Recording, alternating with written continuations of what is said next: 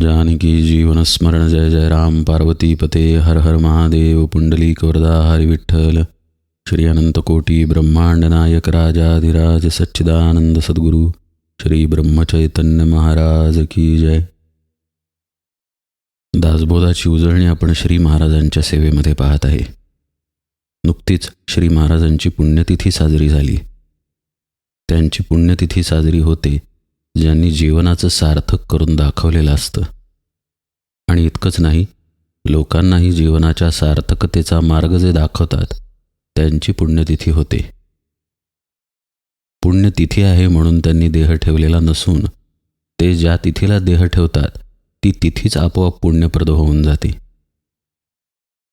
महात्म्यांनी जीवनाचं सार्थक करून घेतलं म्हणजे नेमकं काय केलं, आणि आपल्याला जीवनाच्या सार्थकतेची वाट दाखवली म्हणजे नेमकं काय दाखवलं, हा सगळा विषय दासबोधामध्ये आलेला आहे. मुख्य उद्देशच दासबोधाचा परमार्थ हा आहे, भक्तिमार्ग हा आहे. एथ बोलीला विशद भक्तिमार्ग असं स्पष्टपणे समर्थांनी सांगितलं आहे. ही जी भक्ती आहे ती भगवंताशी एकरूपत्वाची स्थिती आहे. वेगळेपणानं केलेली भक्ती समर्थांना मान्य नाही. पण आपल्याला हीच कल्पना नाही की देव म्हणजे कोण आहे, आपण म्हणजे नक्की कोण आहे. आता आज निरूपणामध्ये 6वा समास चालू होतोय 5व्या दशकातला, शुद्ध ज्ञान निरूपणाचा. समासाचं नावच पहा, शुद्ध ज्ञान असं आहे. त्याचं कारण आपण मागच्याच निरूपणात पाहिलं की जे आत्मज्ञान नाही ते बहुधा ज्ञान आहे. आत्मज्ञानाव्यतिरिक्त कोणतंही ज्ञान समर्थांना अपेक्षित नाही, मान्य नाही. ज्याच्या सत्तेमुळे सगळी हालचाल करता येते त्याची सत्ता जाणून घेणं आवश्यक आहे. ते जाणणं म्हणजे खरं पुण्य आहे. आणि असं ज्यांनी जाणलेलं आहे ते जेव्हा त्यांच्या देहाचं विसर्जन करतात तेव्हा ती तिथी पुण्यप्रद होऊन जाते. कारण जन्माचं देहाचं सार्थक घडलं म्हणून. संतांचं हे वैशिष्ट्य की ते त्यांचं सार्थक करून घेत नाहीत, केवळ लोकांनाही तो मार्ग दाखवतात. अर्थातच सद्गुरूंच्या इच्छेनं, सद्गुरूंच्या आशीर्वादानं. श्री तुकामाईंची आज्ञा झाली म्हणून श्री महाराजांनी हे गुरुकार्य केलं जे आज तागायत सुरू आहे. या कार्याचा सगळा पसारा जो आजपर्यंत पसरलेला आहे तो केवळ एकाच गोष्टीसाठी आहे की आपल्याला भगवत प्राप्ती व्हावी. पण भगवंताची प्राप्ती म्हणजे घरातून मी बाहेर गेलो आणि कोथिंबिरीची पेंडी खरेदी केली इतकी सोपी गोष्ट नाही. व्यापक असलेला परमात्मा एके ठिकाणीही आहे आणि अनेक ठिकाणीही आहे. सगुणही आहे, निर्गुणही आहे. माऊलींच्याच शब्दात सांगायचं झाल्यास, सगुण निर्गुण दोन्ही विलक्षण ब्रह्म सनातन विठ्ठल हा. असा परमात्मा आपल्याला जाणून घ्यायचा आहे आणि आपण अडकलेलो आहोत आपल्या देहबुद्धीमध्ये. त्यामुळे आपण इकडच्या तीरावरती आहोत आणि ज्ञान, आत्मज्ञान, भगवंत पलीकडच्या तीरावरती आहे. मग एकतर पोहत तरी गेलं पाहिजे, पूल तरी बांधला पाहिजे किंवा होडीत तरी बसलं पाहिजे, तर भगवंताची प्राप्ती होणार. आणि हे सगळं करून देण्याचं काम श्री महाराजांनी केलेलं आहे. आपलं फक्त कर्तव्य एवढं आहे की त्यांनी दाखवलेल्या वाटेवरती चालत राहणं. ती वाटच समर्थ संपूर्ण दासबोधामध्ये समजावून सांगतायत. त्या वाटेबद्दलचे प्रश्न शिष्य उपस्थित करतो, पुन्हा समर्थ उत्तर देतात. पुन्हा शिष्य प्रश्न उपस्थित करतो, पुन्हा समर्थ उत्तर देतात. हे सतत सुरू आहे. आणि याची कल्पना स्पष्ट यावी म्हणून समर्थांनी अगदी कळकळीनं हे शुद्ध ज्ञानाचं निरूपण केलेलं आहे. शब्दांमध्ये समर्थ अत्यंत चोख आहेत. अत्यंत मोजून मापून ते शब्द वापरतात. आता बहुधा ज्ञान सांगून झालं, आता शुद्ध ज्ञान सांगायचं आहे. काय नाही ते सांगितलं, आता काय गरजेचं आहे ते सांगायचं आहे. या समासातील पहिली ओवी अतिशय प्रसिद्ध आहे. ऐक ज्ञानाचे लक्षण, ज्ञान म्हणजे आत्मज्ञान, पहावे आपणासी आपण या नाव ज्ञान. हा विषय आपण अनेक वेळा ऐकलेला आहे. मग उजळणीमध्ये पुन्हा पुन्हा का ऐकायचा? कारण अनेक वेळा ऐकूनही आपण पुन्हा पुन्हा बहिर्मुखच राहतो, म्हणून पुन्हा पुन्हा ऐकायचा. समर्थांनीही जागोजागी सांगितलेलं आहे की श्रवणाचं महत्त्व याचसाठी आहे आपण जर एकदा सांगितल्यानंतर ब्रह्मस्थितीमध्ये जातच असतो तर विषयच नव्हता. सद्गुरूंनी सांगितलं की ते ब्रह्मच तू आहेस. शिष्याचे डोळे नकळतपणे मिटले गेले आणि त्या ब्रह्मस्थितीमध्येच तो पोचला. मग तिथे पुढे कसलं प्रयोजनच राहिलं नाही.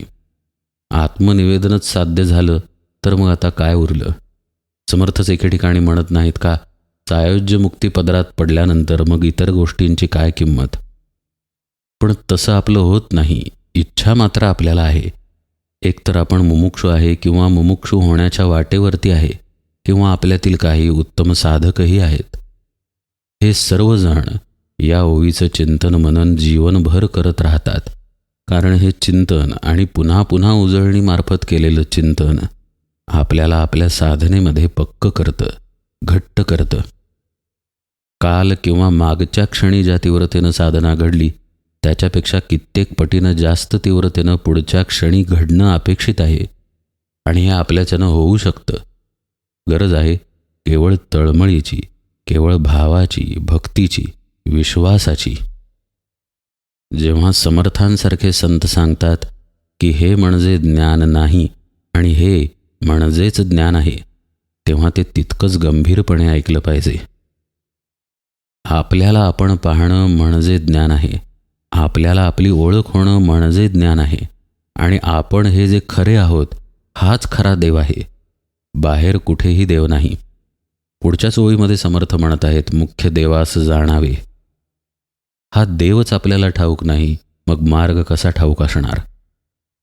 आजही आपण गुगल मॅप्स जरी वापरत असलो तरी आपल्याला ठिकाणाचं नाव टाकावं लागतं मुक्कामाच्या. मुक्कामाचं ठिकाण माहीत नसेल तर कितीही टेक्नॉलॉजी विकसित झाली तरी आपली काही मदत करू शकत नाही. ते ठिकाण सद्गुरू सांगतात. ज्याचा तू शोध घेत आहेस मुळात ते तूच आहेस, हे सद्गुरू आपल्याला सांगतात. आता गांभीर्यतेनं तसं आत वळणं गरजेचं आहे. अर्थात सद्गुरूंनी सांगितलं की तू ब्रह्म आहेस, पण आपल्याला तसा अनुभव नाही ना. आपल्याला कशाचा अनुभव आहे? आपल्याला आपल्या मनाचा, आपल्या बुद्धीचा अनुभव आहे. आपण कशाला तरी स्पर्श करतो, आपल्याला स्पर्शाचा अनुभव येतो. काहीतरी डोळ्यांनी पाहतो, दृश्याचा अनुभव येतो. कानांनी ऐकतो, श्रवणाचा अनुभव येतो. नाकानं वास येतो. मनामध्ये विचार सुरू राहतात. चिंतनामध्ये चित्त रमलेलं आहे. या अनुभवांमध्ये आपण आहे. ब्रह्म तू आहेस म्हणजे नेमकं काय याचा अनुभव आपल्याला नाही. बरं, ब्रह्माचं वर्णन ऐकायला गेलं तर केवळ निर्गुणत्वाचं वर्णन कानावरती पडतं आणि आपण निर्गुण आहे असा तरी अनुभव आपल्याला येत नाही. मग ज्ञानाच्या गोष्टी केवळ ऐकायच्या आणि सोडून द्यायच्या का? का ज्ञान ही खरोखर होणारी गोष्ट आहे? अशा अनेक प्रकारच्या प्रश्नांनी शिष्याचं मन व्यापलं जातं. त्याला असं वाटतं की हा अनुभव आला पाहिजे. सद्गुरू जे मला सांगत आहेत ते कुठंतरी मी अनुभवून जगलं पाहिजे. श्री महाराज जागोजागी म्हणतात की तुमचं खरं प्रेम प्रपंचावरती आहे, पैशावरती आहे, भगवंतावरती नाही. आपल्याला तर वाटतं आपण तर जातो गोंदवल्याला, रामाच्या मंदिरात जातो, घरी श्री महाराजांची तसबीर आहे, घरी त्यांची पूजा करतो, पादुका आहेत, सगळं काही आहे. मग आपलं महाराजांवर आणि रामावर प्रेम नाही असं श्री महाराज का म्हणतात? आपल्या वृत्ती, आपले विचार, आपल्या बुद्धीची हालचाल कोणत्या दिशेनं आहे हे आपण तपासून पाहत नाही, म्हणून आपल्याला आपल्या प्रेमाची जागा कळत नाही. आपली बुद्धी कायम विषयाला अनुलक्षून निर्णय देते. विचार करून पहा, जिथे आपल्याला कष्ट कमी, जिथे आपल्याला त्रास कमी, जिथे आपला फायदा जास्त, जिथे आपल्याला मान सन्मान जास्त, त्या बाजूचा निर्णय बुद्धी देते, त्या विरुद्ध दिशेचा देत नाही. असं का? कारण ती मुळातच आपल्या देहाला चिकटली आहे म्हणून. मग देहाला छान वाटलं आणि त्या बाजूचा निर्णय बुद्धीनं दिला तर त्यात काही आश्चर्य नाही. मनही असंच आहे, त्याच बाजूचा विचार करतं. आता अन्नपदार्थ त्याज्य आहेत, आपण ते खायचे नाहीत असा विचार मन अभावानं करेल. जो अंतर्मुख असेल, इंद्रिय दमनाचा विचार करील, त्याचं मन असा विचार करेल. ते त्यातील सत्वगुणामुळं साधनेला साह्यभूत ठरेल. पण सर्वसामान्यतः मन आणखी काय काय चांगलं चुंगलं खाता येईल याचाच विचार करेल.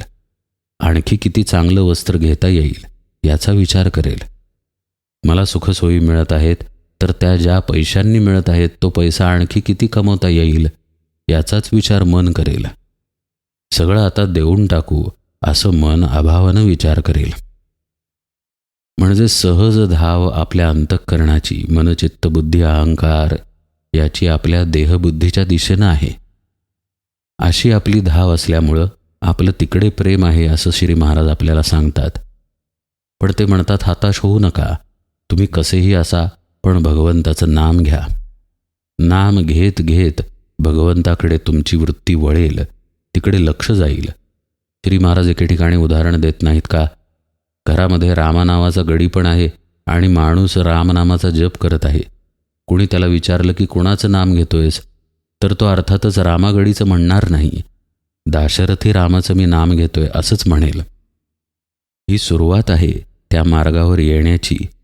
मग सद्गुरू सांगतात की जो दाशरथी राम आहे त्यांना अवतार घेण्याच्या आधीही राम होता, ज्याला आत्माराम म्हटलं जातं. तुकाराम महाराजांचा अतिशय सुंदर अभंग आहे. राम कैसा आहे विचारोनी पाहे, तरीच सफल होये जन्म तुझा. राम हा कालचा सूत दशरथाचा, अनंतायुगाचा आत्माराम. श्रीरामासे राम ठावा जरी असता, तरी का शरण जाता वशिष्ठासी. तुका म्हणे तुझा राम तुझ पाशी, विचारोनी घेसी गुरुमुखे. तुझा राम तुझ्यापाशी आहे, नव्हे नव्हे तोच तू आहेस, इतकं स्पष्टपणे सद्गुरू शिष्याला सांगतात. आणि असं कळणं म्हणजे ज्ञान होणं आहे. तुझं तुला तू पाहत आहेसच, वेगवेगळ्या अनुभवांमधून पाहत आहेस. आरशासमोर उभारलास की स्वतःला पाहत आहेस. पण हे सगळे अनुभव, हे सगळं पाहणं खोटं आहे हे सद्गुरू सांगतात. तू तुला पाहिलं आहेस का, असा जर कोणी आपल्याला प्रश्न विचारला तर आपण काय उत्तर देणार? परमार्थ श्रवण केला असेल तर म्हणू की माझं मला मी पाहिलेलं नाही, ते पाहणं म्हणजे आत्मज्ञान होणं. पण म्हणजे काय असं जर कोणी खोलात जाऊन विचारलं तर आपण एका क्षणी निरुत्तर होतो, कारण आपल्याजवळ शब्दच नाहीत. ज्या गोष्टीचं आपण वर्णन करू शकतो, सांगू शकतो, ती कुठून तरी आत साठलेली गोष्ट असते. एखादं ठिकाण आपण पाहतो, डोळ्यांच्या मार्फत आपल्या आत जाऊन ते बसतं. कानांनी एखादं गाणं ऐकतो, कानांच्या मार्फत आत जातं. आता मनामध्ये त्या गाण्याचे किंवा त्या ठिकाणाचे विचारही राहतात. बुद्धीमध्ये त्या गाण्याची, त्या ठिकाणाची स्मृती राहते. अमुक अमुक ठिकाण तू पाहिलं आहेस का, कसं आहे सांग बरं, असं कोणी आपल्याला विचारलं की त्या बुद्धीच्याच कप्प्यातून काढून आपण त्या ठिकाणाचं वर्णन सांगतो. अशाच पद्धतीनं गोष्टी माहीत करून घेणं आणि मला हे माहीत आहे म्हणून सांगणं, प्रतिपादन करणं किंवा प्रगट होणं, हेच आपल्याला माहीत आहे. पण हे ज्याच्या सत्तेवरती घडतं त्याची जाणीव नाही आपल्याला. तिथे आपण निद्रिस्त आहे. मुक्ताबाई चांगदेव महाराजांना ज्यावेळी उपदेशकर्त्या झाल्या त्यावेळी त्या चांगदेवांना म्हणाल्या की नुसतं दगडासारखा तू कठीण होऊन वर्षानुवर्षे बसलास, हे काही ज्ञानाचं लक्षण नाही. ज्या सत्तेवरती तू बसला आहेस ती सत्ता सहज रूपानं अस्तित्वात आहे. तू डोळे मिटले नाहीस तरी आहे, डोळे मिटलेस तरी आहे, आजूबाजूला सर्वत्र आहे. चालता बोलता त्या सत्तेच्या जाणीवेमध्ये राहा, ती खरी समाधी ठरेल. त्या जाणीवेमध्ये तू राहिलास तर त्या समाधीच्या मार्फत आत्मज्ञानापर्यंत पोहोचशील. आणि ते ज्ञानच नसेल तर तुझ्या बसण्याला काय किंमत राहिली? अभिमान तसाच राहिला होता, म्हणून तर वाघावर बसून माऊलींच्या दर्शनाला आले की कोण आहे हा पोर. म्हणजे कठोर साधनेचा आटापिटा करून आत्मज्ञान पदरात पडेलच असं नाही, पण आत्मज्ञानासाठी सद्गुरुपदिष्ट साधना करावीही लागते असं पण आहे. म्हणजे नेमकेपणानं ज्ञानाचं लक्षण ओळखून घेऊन त्या ज्ञानाच्या वाटेवरती आपल्याला सद्गुरूंच्या मार्गदर्शनाखाली जावं लागतं. हा मुक्ताबाईंचा अभंग थोडा आपण पाहूया. झालासी तटस्थ नव्हे ती समाधी, उपायाची शुद्धी नेणोनिया. काष्ठा ऐसा जड तैसा तू झालासी, स्वरूप नेणसी शर्मोनिया. बोलता चालता देखता ऐकता, ढळेना सर्वथा तेच साधी. ब्रह्मादिका ऐसी समाधी इच्छिती, तयाची हे स्थिती प्राप्त नाही. ऐके रे चांगया ग्रासी हे कल्पना, पावसी त्या खुणा मुक्ताई म्हणे. कल्पनेचा त्याग झाल्याशिवाय स्वरूपप्राप्ती होणार नाही आणि ती प्राप्ती झाल्यानंतर चालता बोलता न ढळे सर्वथा अशा समाधी स्थितीमध्ये साधक राहतो. हे मुक्ताबाईंनी अगदी कळवळून चांगदेवांना सांगितलं. या कल्पनेचाच विस्तार आपण मगाशी पाहिला. आपली इंद्रिये, अंतःकरण इत्यादी गोष्टीतून आपण आपला देहभाव जो घट्ट केलेला आहे आणि त्याच्या सापेक्ष ज्या अनुभवामध्ये आपण आहे तोच कल्पना विस्तार आहे. आणि म्हणूनच आपल्याला तू तुला पाहिला आहेस का या प्रश्नाचं उत्तर देता येत नाही, कारण आपण ते पाहिलेलंच असत नाही, अनुभवलेलंच असत नाही. आपण जे अनुभवतो ते ज्या देहबुद्धीच्या सापेक्ष अनुभवतो ती देहबुद्धीच कल्पना आहे, एक प्रकारे स्वप्न आहे. आणि त्या देहबुद्धीच्या कल्पनेचा जेव्हा त्याग होतो, स्वप्नातून जेव्हा आपण जागे होतो, तेव्हा आपणच आपल्याला आपोआप ओळखतो. वेगळेपणानं घडणारी ही गोष्ट नाही. मी आता पाहायला जातो म्हणून पाहायला जमणारी ही गोष्ट नाही. तिथे जो मी आडवा आलेला आहे त्याला बाजूला टाकावं लागतं, तर आपल्याला आपण दिसतो आणि आपल्याला आपण पाहतो. आणि हा जो मी आहे म्हणजे खरा मी, हा सर्वत्रच सत्तारूपानं आहे. एखाद्या किड्याला जरी विचारलं की तू आहेस का, तर तो म्हणेल मी आहे. झाडालाही विचारलं तर झाड म्हणेल मी आहे. आपण जसं म्हणतो मी आहे, तसंच अवघं ब्रह्मांड मी आहे असं म्हणत आहे. यातला मी जर काढला तर पूर्ण ब्रह्मांडामध्ये फक्त आहे पण आहे, फक्त अस्तित्व आहे. 6 अहममधला जो केवळ 6 आहे तेवढाच सत्य आहे. तो अहमसुद्धा असत्यच आहे. हा 6 कळणं, असणेपणा कळणं आणि केवळ तो असणेपणा न कळणं, तिथे मी नसणं म्हणजे ज्ञान होणं आहे. आता मी माझं मला पाहिलं असं आपण म्हणू शकत नाही, कारण माझं मला पाहणारा मी तिथे राहत नाही. ही गोष्ट ऐकताना आपल्याला गुंतागुंतीची वाटते. अनेक वेळा आपण ऐकलेली पण असते, पण त्या अनुभवामध्ये शिरायचं कसं हे आपल्याला कळत नाही. आपलं असं झालेलं आहे की गुलाबजाम करण्याच्या अनेक पद्धती आपण अनेकांच्या मुखातून ऐकलेल्या आहेत, पण नेमका तो करायचा कसा हे आपल्याला माहीत नाही. आपण तो करायला गेलो की फसतो. काहीतरी चुकतं आणि तो नीट बनत नाही. नीट बनला नाही तर नीट चव आपल्याला मिळत नाही. आणि ज्ञान होणं म्हणजे प्रत्यक्ष गुलाबजाम तोंडात घालणं अशातला प्रकार आहे. ज्ञानाबद्दलचं विवेचन ऐकून किंवा बोलून ज्ञान प्राप्त होणार नाही. नायमात्मा प्रवचनेन लभ्या न मेधया असं पण वाक्य आहे उपनिषदामध्ये. बुद्धीनं तो कळणार नाही आणि प्रवचन ऐकून आणि करूनही तो कळणार नाही.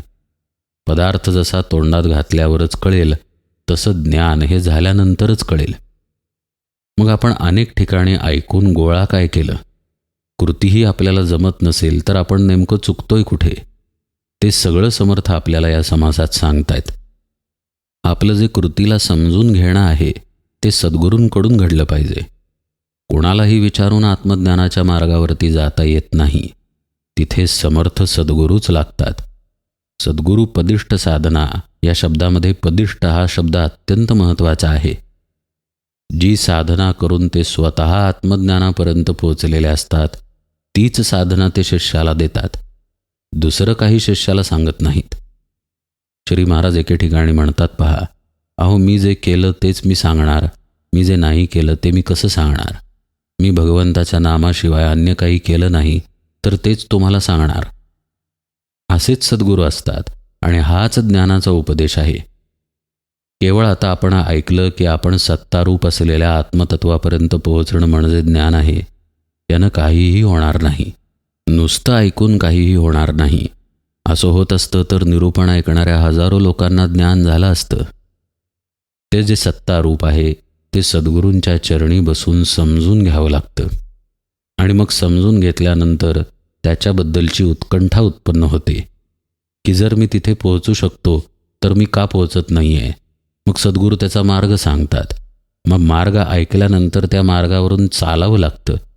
आपण चालायला लागलो, आपल्याच आत शिरायला लागलो की मग आपल्या हळूहळू लक्षात यायला लागतं की आपली कल्पना काही केल्या जात नाही. या कल्पनेतूनच आपण ज्ञान ग्रहण करतोय, ज्याला समर्थ विपरीत ज्ञान म्हणतात. या व्यतिरिक्तच्या ज्ञानाची आपल्याला सवयच नाही, अनुभूतीच नाही. मग ही कल्पना टाकणं सद्गुरूंच्या कृपेनं हळूहळू साधकाच्या आत घडायला लागतं. विचार थांबायला लागतात, तर्क थांबतो, बुद्धी आग्रह व्हायला लागते, मन शून्य दशेत जायला लागतं. कालांतरानं त्याचं अमन होतं. अमनावस्था दीर्घकाळ टिकायला लागते आणि सद्गुरू कृपेने उन्मनी स्थिती प्राप्त होते. त्या स्थितीमध्ये खऱ्या अर्थानं कल्पना म्हणजेच देहभाव पूर्णपणे गळून जातो. जीवाचा जो भ्रम झालेला आहे, मी जीव, मज बंधन, मज आहे जन्म मरण, हा भ्रम पूर्णपणे गळून जातो. झोपेतून एखादा मनुष्य खडबडून जागा व्हावा तशी जाग येते आणि ती जाग स्वरूपाच्या ठिकाणी आलेली असते. ही जाग येणं म्हणजे आपण आपल्याला पाहणं आहे. तिथं आपण आपल्यालाच सन्मुख होतो. पाहणारा जो आहे आणि ज्याला पाहायचं आहे ते, असं दोन्ही एकरूप होऊन जातं. खरा जो पाहणारा असतो तो त्याला पाहता होतो. असं हे ज्ञान आहे. याला आपण आपल्याला पाहणं असं समर्थ म्हणतायत. आपल्यालाच तुम्ही ओळखून घ्या, ज्याच्या सत्तेवर तुम्ही मी करून जगत आहात. ते जगणं व्यर्थ आहे, काचे पलीकडचं आहे, स्वप्नातील आहे. स्वप्न आपल्याला कुठल्याही परिस्थितीत सत्य वाटतं आणि जागृती पण कोणत्याही परिस्थितीत सत्य वाटते. जशी सत्यता स्वप्नाला आहे तशीच सत्यता जागृतीला आहे. म्हणून दोन्हीही सत्यता भ्रामक आहेत. हे ज्ञान झाल्यानंतर लक्षात येतं. असं ज्ञान होणं म्हणजे शुद्ध ज्ञान आहे आणि म्हणून तिथे शुद्ध हा शब्द आहे. या व्यतिरिक्तचं जे काही ज्ञान होईल ते शुद्ध म्हणता येणार नाही. स्वप्नामध्येही एक स्वप्न पडू शकतं आणि त्या स्वप्नामध्ये जर आपल्याला कळलं की अलीकडचं स्वप्न खोटं आहे तर ते काही खरं ज्ञान म्हणता येत नाही. मूलतः ते स्वप्नामध्येच पडलेलं स्वप्न होतं, त्यामुळे ते खरं कसं असेल? तसंच परमार्थामध्ये आपण आपल्या आत शिरत गेलो आणि आपल्या मीच्या सापेक्षचा अनुभव घेत गेलो तर ते खरं ज्ञान होऊ शकत नाही. म्हणून मन पूर्णपणे मेल्याशिवाय, उन्मन झाल्याशिवाय ज्ञान होऊ शकत नाही. हे ज्ञान होणं म्हणजे खरी भक्ती आहे, म्हणजे खरं एकरूपत्व आहे आणि हा दासबोधाचा मूळ गाभा आहे. येथ बोलीला विशद भक्तिमार्ग तो हा आहे. समर्थ आता या समासामध्ये अनेक प्रकारांनी आपल्याला शुद्ध ज्ञानाचं विवरण करून सांगतायत. मग अशी पाहिलं त्याप्रमाणे पूर्ण ज्ञानाचा प्रवास सांगतायत. आपण कसे असतो, कशा पद्धतीनं ज्ञान ग्रहण करतो आणि खरं ज्ञान कशा पद्धतीनं कार्य करत असतं. आपण समासाच्या उजळणीमध्ये यथावकाश तो सर्व भाग पाहूया. आज निरूपण सेवेला इथेच विराम देतो. जानकी जीवन स्मरण जय जय राम.